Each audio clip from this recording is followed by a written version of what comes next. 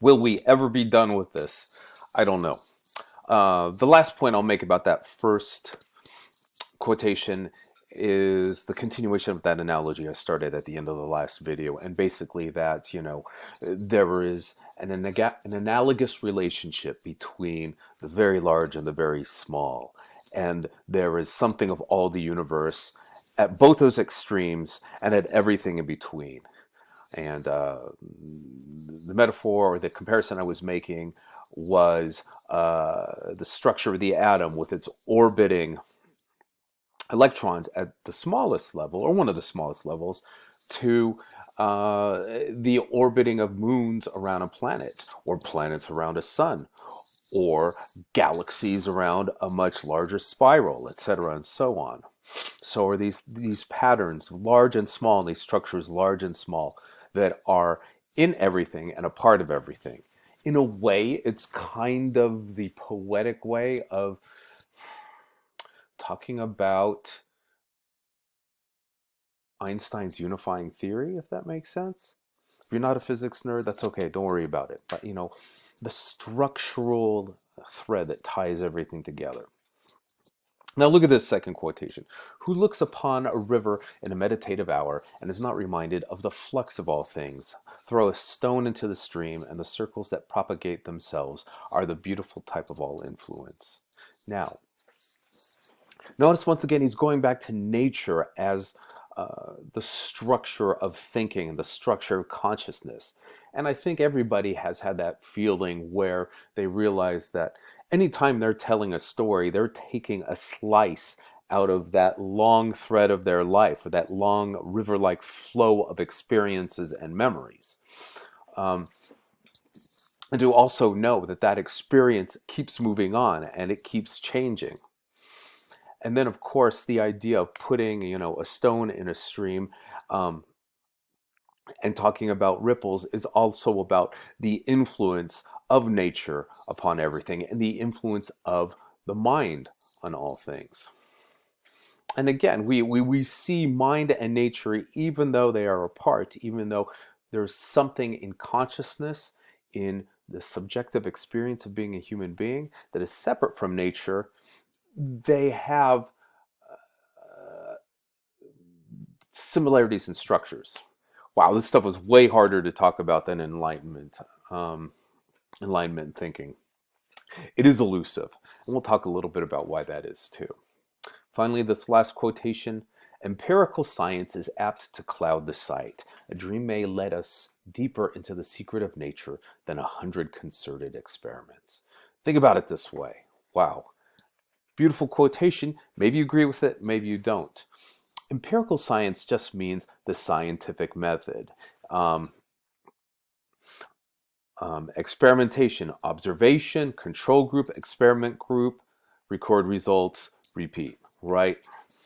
What Emerson is saying is that this is not the end all and be all of understanding, um, and that there's something in the creative and intuitive parts of the brain that will help you understand things in a way that just observation and scientific recording and experimentation will not.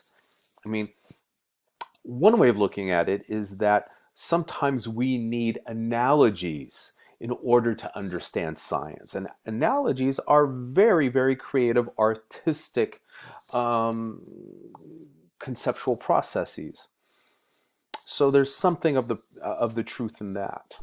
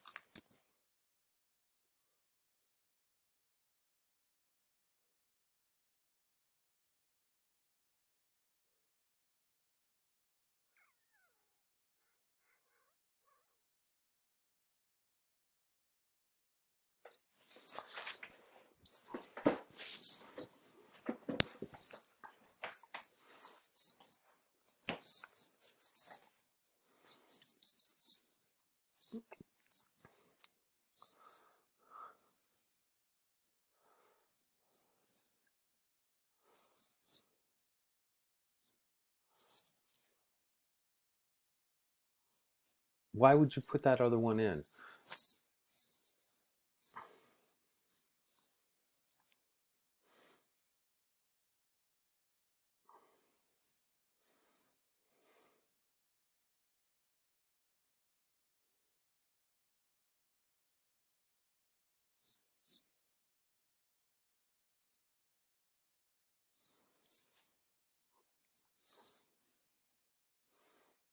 Now, in this next quotation from nature, Emerson, even though he's establishing this relationship between what is the self and consciousness and nature, everything outside of the self and consciousness, there are points at which nature overwhelms the self, um, takes it on its own journey, if you want to put it that way. Spending a lot of time staring at the ceiling trying to come up with the right words here.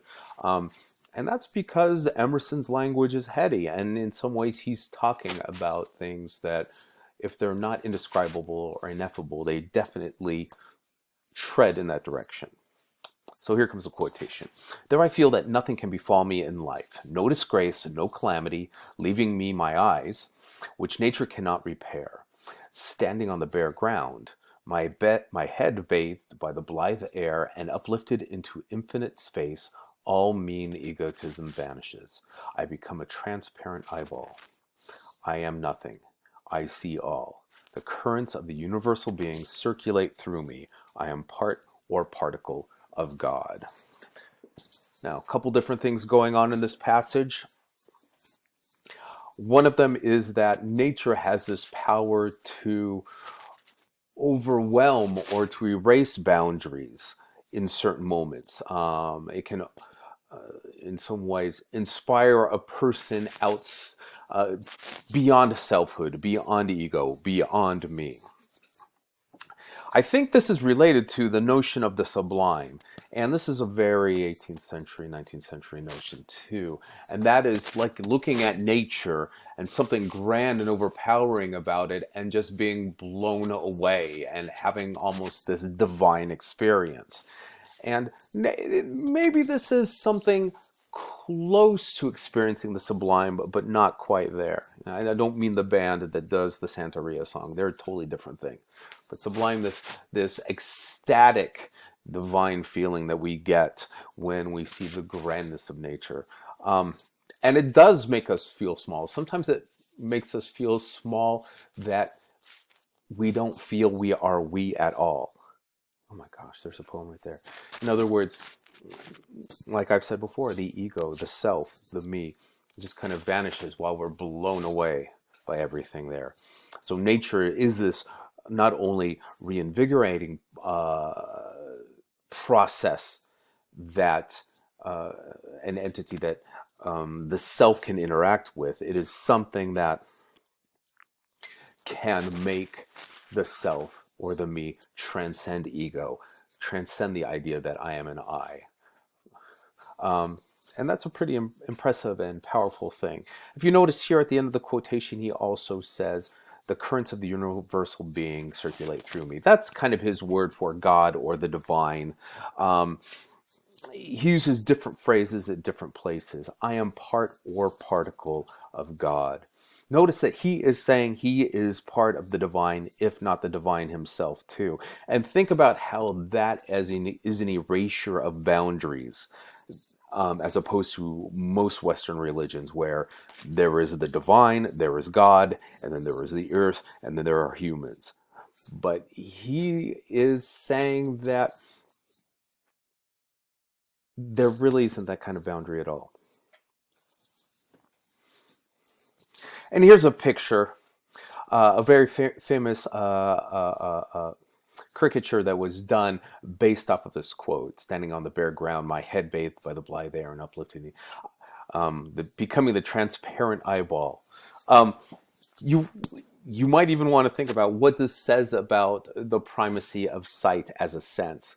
If you were blind, could you just smell your way into this kind of bliss or rejuvenation, or could you hear your way into it?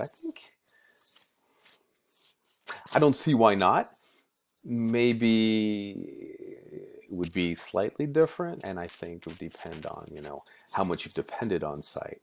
But I mean, if you've ever just listened to the ocean waves, just crash and feel that wonderful lulling feeling, I think there's something of that in there, or a really nice rainstorm, um, stuff like that. Little note of trivia about me. When I took the AP American History test in high school, they had history back then. This actual illustration was on it, and we were asked to talk about it, and it didn't give us any detail about it at all. And I had no idea what the hell was going on. And there's Caricature by Christopher Purse-Cranch, very famous. Now, all of this is leading up to what we need to know about Transcendentalism. So, on one hand, they're going against the orthodoxy or the dogmatic rigidity of belief system of Calvinism. And remember, Puritanism was one flavor of that. And the rationalism, the reason-based tradition of the Unitarian Church.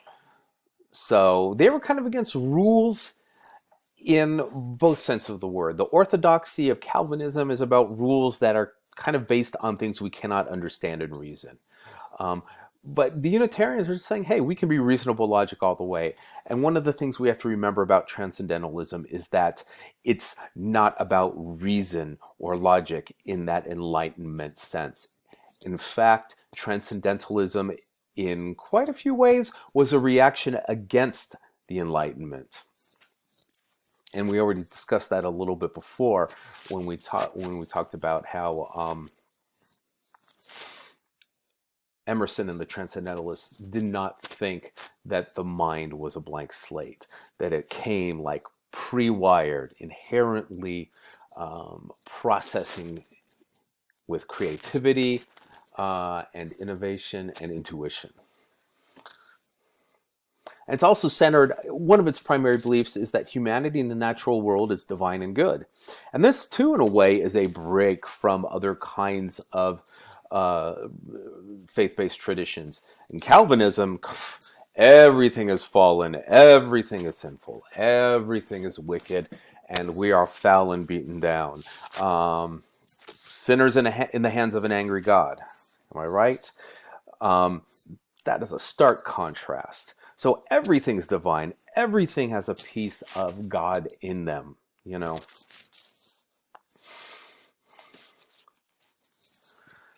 So it's idealistic, and it comes in part from romantic, or what I might want to say as romanticist German philosophy.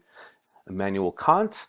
Some of you philosophy fans out there will know Critique of Pure Reason to be kind of be a formative source for the German romanticists, and English authors such as Carlyle.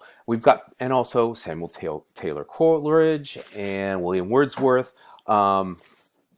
Those last two of the top 6 romanticists of 19th century British literature. So, and again, romanticism is not the same as romantic. It has nothing to do with love so much. It's about the nature of experience and the nature of existence and the nature of mind in relationship to the physical world. And I'll try to make that a little bit more clear coming up. Some of its basic tenets. That's the new movie. Isn't that the new Christopher Nolan movie that came out? God is within each person and in nature.